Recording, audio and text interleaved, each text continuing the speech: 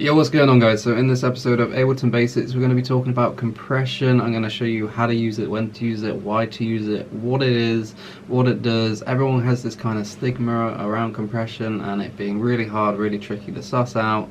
But yeah, we'll give it a go, see what happens. We'll jump into Ableton now. Alright guys, so jumping into Ableton, the first thing we need to know about a compressor is what is it and what does it do. So if I load up a compressor, let's go onto this kick channel.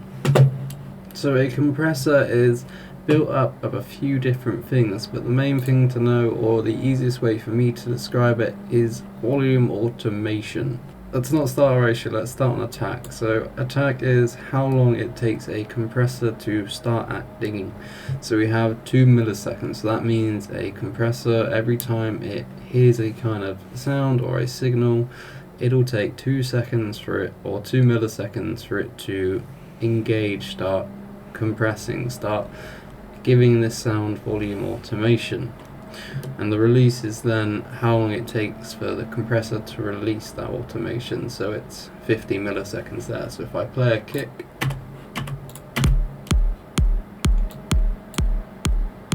we can see that is the attack on the compressor. So if I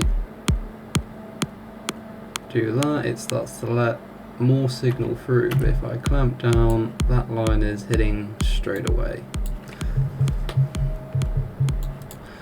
So I'm going to use the ratio here to show you attack. You can start to hear that click come through.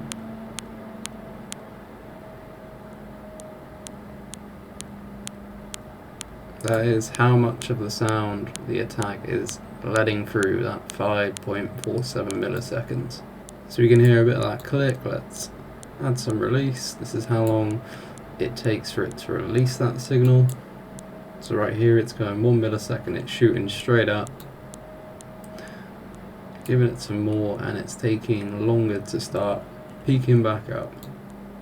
So you've seen me using this kind of orange line to do and kind of move up and down through gain really.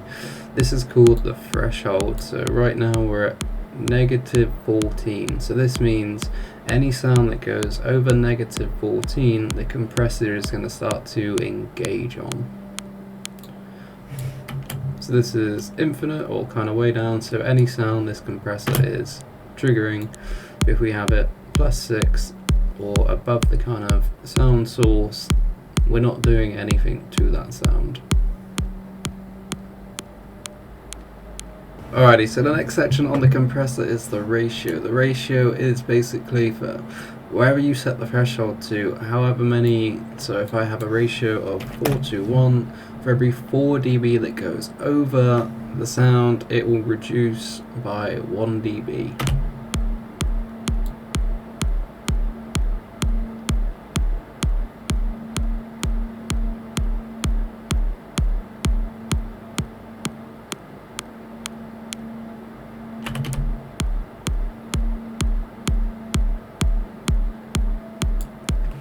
And then however you've set your ratio determines what these kind of two will be able to do. So if I had a really short attack, that compressor is going to act in very quickly, and it's now clamping down on that signal. So we also have on here the kind of dry and wet mix, so how much of the compressor you want to be, or how much signal from the compressor you'd like to have. This is called parallel compression. So it's blending the dry signal with the wet signal, giving you maybe a crispier attack, a bit more punch to that original signal, without having a fully compressed sound. We then have our output, so if we want to give it some gain, we'd go up on there. But we have our makeup, but makeup's not very useful. I'd always have this one off and adjust the gain myself, so this will make up the gain that you'd lost in compression. So now we know a bit about what a compressor does, having a threshold of where you want the compressor to activate, a ratio of how much you want it to reduce by, or how high you'd like that ratio to be. You can kind of see it there. For every 1 dB it gets over, it's going to let through 1, or for every 4 dB over, it's going to let through 1.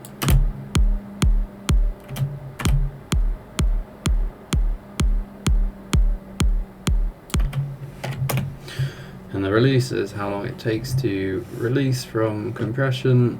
Now we know a bit about what it all does. It's how is it useful. So I've already said about parallel compression of blending and creating a more punchy signal to the original to give it a bit more kind of hit, a bit more attack. There are many ways to use a compressor. So one of them would be drum compression. So I have this drum loop right here.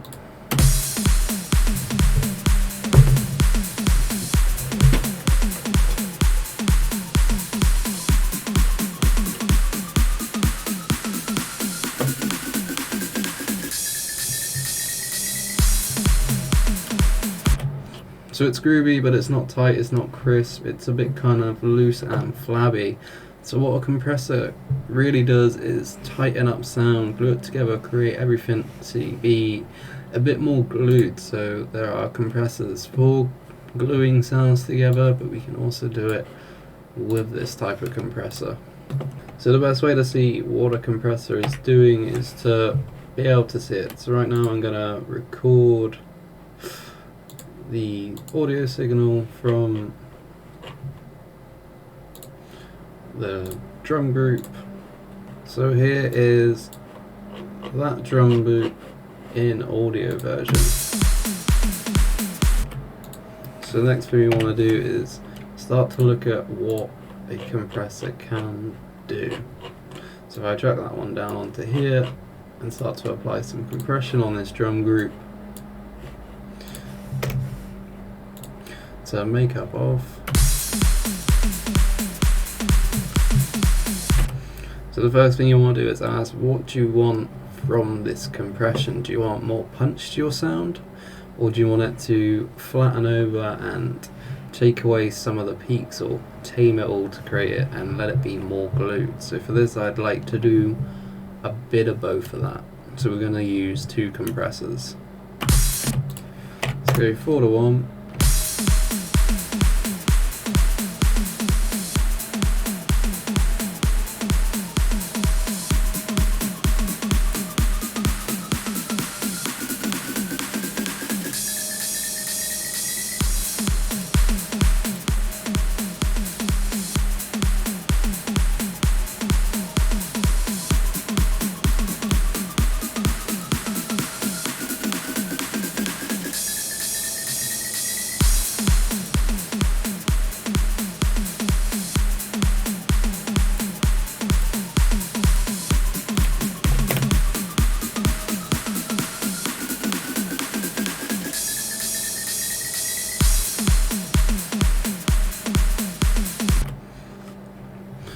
So from this compression or compressor, get your words out, what I'm doing is trying to get through a bit more punch from all the transients in there to really get a few more peaks to create a more hitting, a more kind of clicky sound.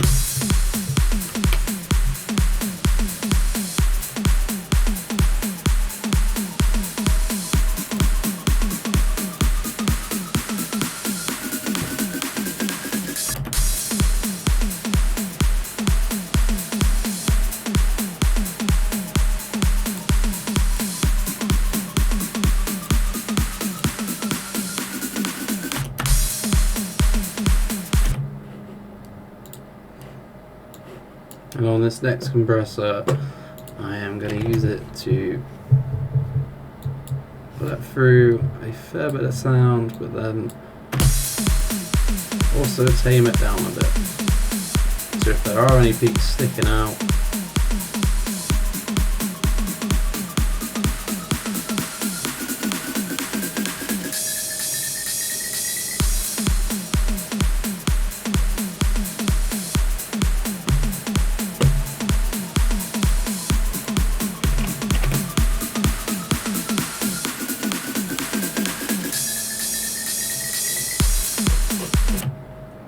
so let's record that one out.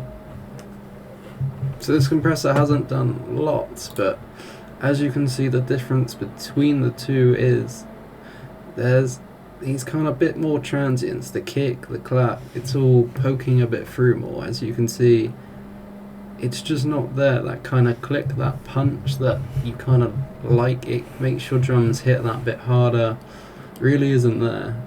And then the other difference, like I said, was to try and level it out a bit. So as you can see, it is fairly level in there, but down here it dips. So this sound at the end was actually quieter, whereas on this one it's a lot higher. So if we drop the two over each other, or if we do this one,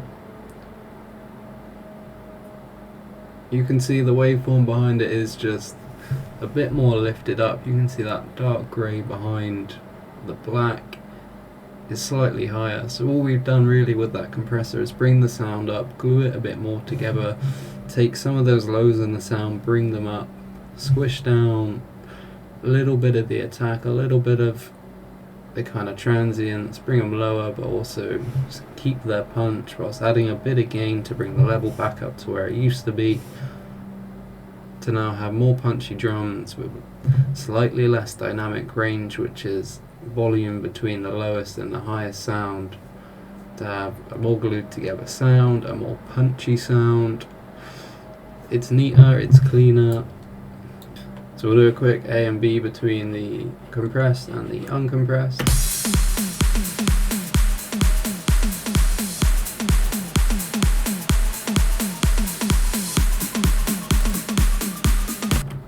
So to me, the second one sounds a bit kind of flabby, a bit more loose, not quite as tight as the other one.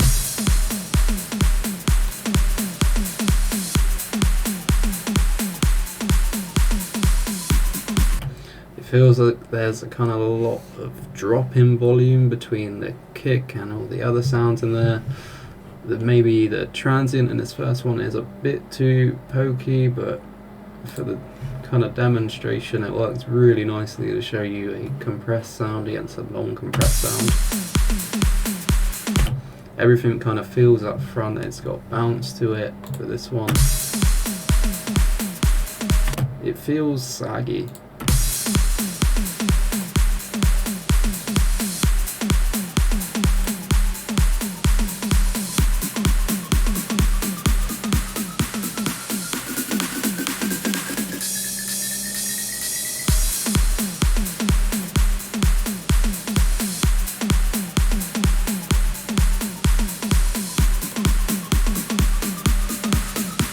So to recap, we've gone over the threshold when you want the kind of compressor to start kicking in. If it's above minus 15 dB, then it will start to act. The ratio of how many dBs over, if it's 4 dBs over, we're going to reduce by 1 dB. And then how long we want that compressor to take to kick in with the attack. So if we want to let through the click of the kick, we'll have a longer attack to let through sound before the compressor engages. And then the release of how long we want the compressor after it's attacked to release the sound signal. We have our kind of, if we've lost signal, if it's gone down a D1/2, we can add in more Ds. And how much of the signal we actually want to be outputted, so if we want to have some of the dry in there or some of the wet. This is compression, it is volume automation done in a kind of funky way, but once you know what these do and maybe you've started to hear and listen, look at some of the differences between compressed sounds and non-compressed sounds, it's really easy to start getting a grip of it. So that was some compression basics, how to use a compressor, what each little thing on the compressor does, and how to start thinking to start getting the result, the sound out of a compressor that you want, and why it's useful. You saw the difference between the compressed signal and the non-compressed, how different they sounded even though they're the same thing. It really does help create kind of such a cool effect in your mixes if you know how to use it well or know how to use it properly. I'd recommend maybe doing literally what I've just done with your compressor, make a drum loop, or maybe chuck this project up into the description below so you can download it, play around, start to see what is happening with compression. It's really a fun and useful way of doing it. That's how I learned to use a compressor, start looking at audio signals to see the difference it was making when maybe I couldn't hear it so well myself, but being able to A and B back between the two audio signals is a really good way to start hearing the difference that compression makes. So in another video on compression, I will do it with kind of a group or synths, but it is the same fundamentals of, do I want sound to be let through before it engages? Do I want to smooth over a sound? Do I want to take away transient, add transient? It really is, and as soon as you start thinking like that, then a compressor makes sense. It is just volume automation. Am I clipping sound out of this? Am I letting it through? Am I gluing it all together? It is that simple. It's daunting at first, but play around, get to know it. It's fun stuff. I've been TooZen. If you found this video useful or you've enjoyed it, like, comment, subscribe, do all that good stuff. I'm going to keep my Ableton Basics series up and rolling. It's a fun one. It's taking me back to so many years ago when I didn't know a lot about music, so to be able to do this now, to be able to share everything that I've learned maybe over the last 7-8 years is really fun, really enjoyable. I'm starting off basic to help anybody out. We'll grow together, we'll move together. That sounded really cheesy, but that really is the aim of this. Take people that were in my position 8 years ago and take them to where I am now as fast as possible. Peace.